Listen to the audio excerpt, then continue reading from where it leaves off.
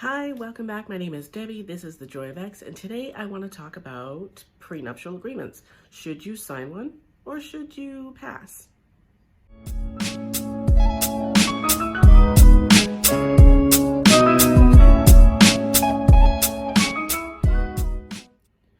It's the question that everyone who's marrying someone who has money wants to ask.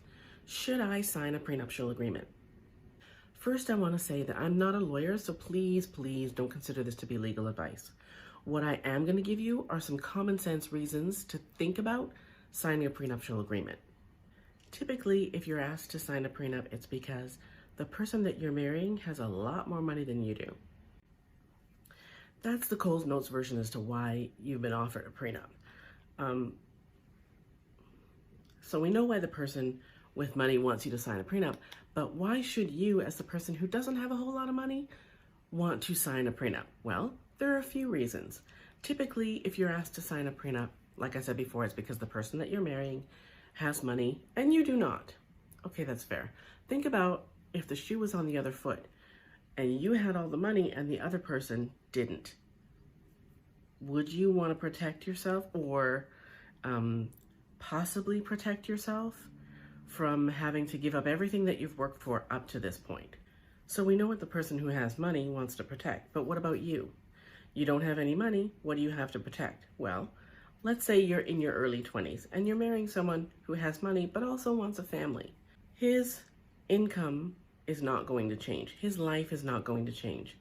Putting on hold everything that you have up to this point, whether that's your career aspirations, your looks, your body, your potential. In a nutshell, you're putting your potential on a back burner, or you're tossing it all together to trade it in for a life in which you won't make money per se because you'll be raising children, but you will have given up your youth, you will have given up your body, you will have given up your potential, you will have given up your career aspirations, you will have given up a whole host of things in order to stay home and have children. What's that worth to you?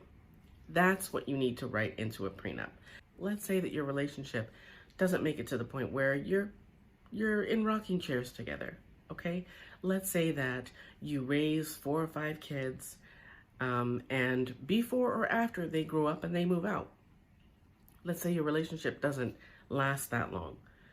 Typically, you would be out on the street, or you and the kids are fighting for money or fighting your ex, soon-to-be ex, for money, scraping, you're trying to find a job, you're trying to figure out what kind of job you can do after being home for X number of years, raising kids. And let me tell you, the choices are not all that many. So in order to keep you from having to go get, some minimum wage job because, you've been out of the job market for so long and that's the best you can do, you want to write that into a prenup. What do you need, or what are you and your children going to need in order to live without having to live hand to mouth should a breakup come?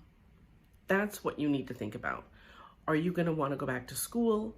Are you going to want to, what are you going to want to do? What have you given up? Have you given up a career? Have you given up your body? You've given up your youth, I'll tell you that.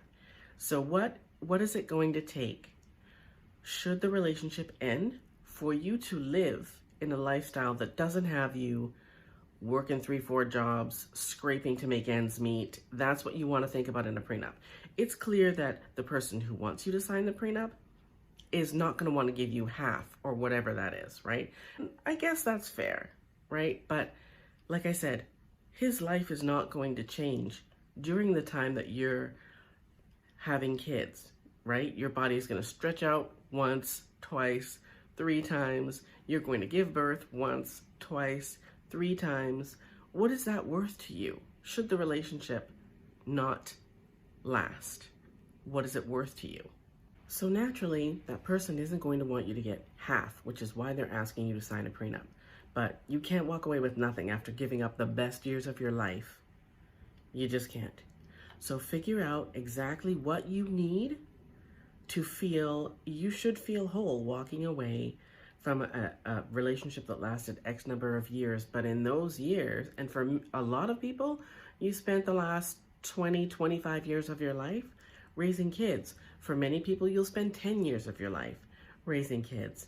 And when you're raising kids, a lot of times you can't go out and get a job, especially when you have little babies, right?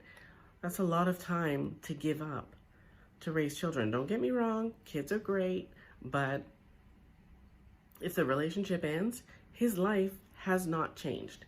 Yours has changed in ways at this point, right now, if you haven't started yet, if you're not in it yet, at this point, you can't imagine how your life is about to change.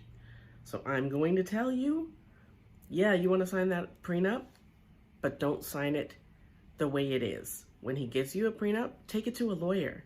Make your list. Make your list before you ever get the prenup. Make a list of all of the things that are going to change for you and not necessarily for the better.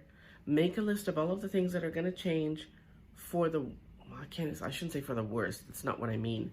But make a list of all of the things that you're not going to be able to do once you start having kids, right? Those are the things that you want to put into a prenup. All the things that are going to change for you.